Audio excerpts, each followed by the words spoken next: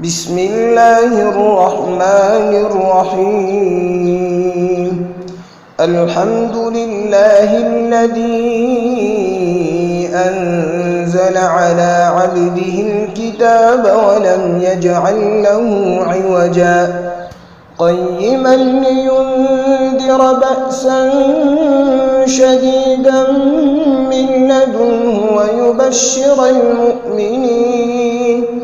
ويبشر المؤمنين الذين يعملون الصالحات أن لهم أجرا حسنا ماكثين فيه أبدا وينذر الذين قالوا اتخذ الله ولدا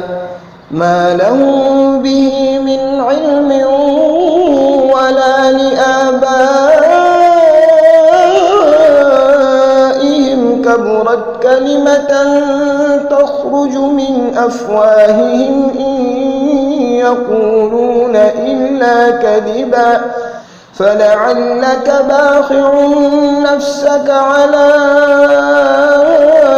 آثارهم إن لم يؤمنوا بهذا الحديث أسفا إنا جعلنا ما على الأرض زينة لها لنبلوهم أيهم أحسن عملا